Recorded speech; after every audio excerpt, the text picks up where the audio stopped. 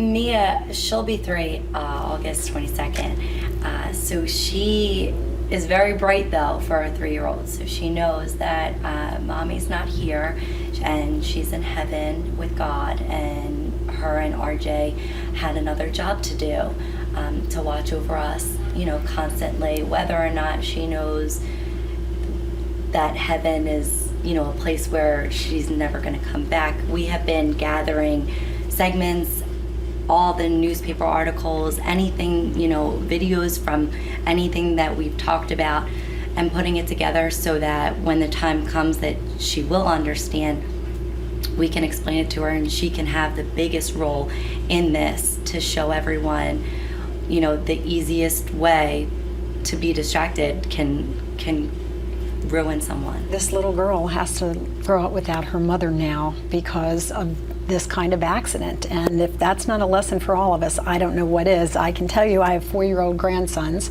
and they know when the adults around them are sad, and I'm sure that she realizes that something, something is different. We do have to take a quick break, but when we come back, we're going to have your comments on distracted driving, and we'll take a look at why we all do it despite the risk. If you want to tell us your story, if you've been a victim, whatever it happens to be that comes to distracted driving, please email me during the break, and we'll take your comments when we return.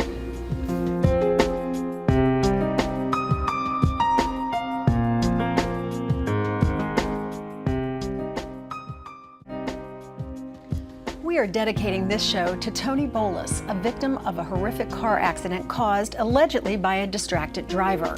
She is just one of the hundreds of thousands of people who are estimated to be victims of distracted drivers each year. Hello again, everyone. I'm Lynn Doyle, sharing with you this heartbreaking story in hopes that we all learn something from it, and that as these months of increased travel and more people on the roads are upon us, that we all do ourselves a favor and cut out the distractions. If you are a distracted driver, if you find yourself doing it, I am particularly interested in your story. So if you'd like to share your thoughts, your opinions, your experiences, or your condolences for the Bolus family, please email me at lynn@lynndoyle.net. Here are some questions that I want you to consider. Are you admittedly a distracted driver yourself? Have you ever been a victim yourself or a near victim of someone who was distracted behind the wheel? And speaking of behind the wheel, what's the worst thing that you've ever seen or done? I'm going to share some of your comments in just a moment. And I want to again thank the Donato sisters for talking about their sister Toni Bolus, who was killed in this accident. Are you much more aware of your surroundings in this last month since your sister lost her life? Have you noticed more frequently that people seem to be doing everything behind the wheel except driving? Oh, absolutely. Yes. Does it infuriate you? Are you angry? My hand is on the horn all day.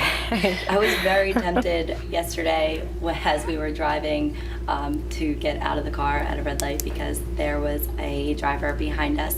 On a majority of our family's cars right now is a message that says, "Don't text and drive" at the bottom after it says, "In loving memory of Toni and RJ." So you would think, if you're behind someone and you are on your phone and you look up and see "Don't text and drive" underneath of "In loving memory" and 2 people, you would say, "Oh, I'm gonna put my phone down now." Yeah. But they don't put their phone down. Actually, on our way here, I was driving and a woman cut me off. Didn't even realize that I was behind her. I looked, she was on her phone. Yeah. Well, I'm hoping that by doing this show that we all put down the phones. And I have to admit, I have done it myself in the past, but first after Oprah Winfrey showed that terrible cell phone video of kids that were, horrifically killed in a car accident while texting, that stopped my heart. And now after listening to your story and learning about your family's tragedy, I'm definitely rethinking what I'm doing. But I do have the question, why do we feel compelled to always be on the phone or to always be texting or to deal with it immediately as opposed to just waiting until we are either done driving to our destination or on the side of the road? So for some insight into that, I've invited Jim Lardier to be part of our conversation. He's the Director of Public and Government Affairs for AAA Mid-Atlantic. And Jim, I'm sure that you share our sympathies with the family here, and that unfortunately you've seen this far too many times. We have, and we do feel like these are very preventable injuries and deaths that happen on our roads. And the simplest thing you'd mentioned before, Lynn, was just hang up. When you get behind the wheel, don't necessarily carry the technology you may be using in your office or your home behind the wheel. It's just asking for something tragic to happen. Look, I think what it is everybody kind of feels like it's not going to happen to me. I can handle it. I know how to drive and drink my coffee or smoke my cigarette or talk to my kids. I can do it. It's the other people that don't know what they do. Are we just, being cocky? I think we are, but I think if you brought together a group of people, everyone would say they were the best driver in the room. Absolutely. And I think that carries over a lot with the younger drivers, those 16-year-olds that are just learning to drive, and the younger drivers that don't have a lot of roadway experience tend to feel that they are much better, much more capable than they really are. So there are different types of distractions when we are behind the wheel. Visual distraction, manual distraction, and cognitive distraction. Sure. What's the difference? Well, cars have been around for over 100 years. And different distractions, are in our cars right now. You're changing CDs, fiddling with the radio, paying too much attention to a billboard outside, watching something outside of the vehicle. What is happening now is that the cell phone technology is allowing people to really take their eyes off the road, their hands off the road, and the cognitive abilities outside with a conversation that's not inside the vehicle. So when we talk about a distracted driver, it's not just one of these, it's usually a combination of all three of those distractions? It is. The most prevalent right now that we're seeing on the road is the problem with the hands with the cell phones and the texting.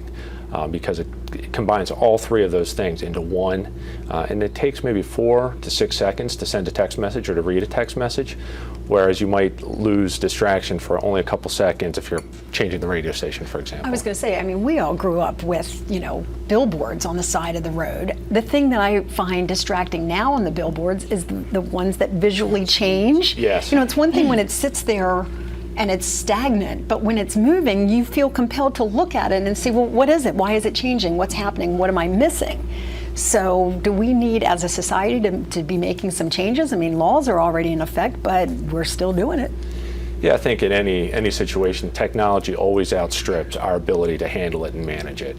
And what's happened with cell phones is it's every situation in life. You're sitting on your couch, you want to text something funny to a friend. You're at work and you think that you have to take that telephone call while you're sending an email or while you're talking to somebody in your office.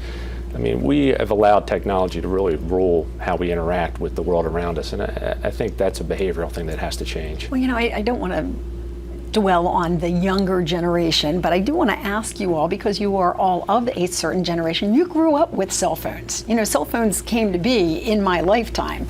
We didn't have phones in our cars when we learned to drive back in the 70s, and we didn't take a phone with us everywhere that we went. Is it just kind of a generational thing, do you think, that you feel like you must be connected to your friends, your family, what's going on? I think it's just as what you said. It's never going to be me. I'm not, I can real quick look at my phone and, I'm driving and if I'm, gonna go into the other lane, it will never be me that's going to actually crash into someone and, possibly kill them. It's who's going to think I'm going to do that?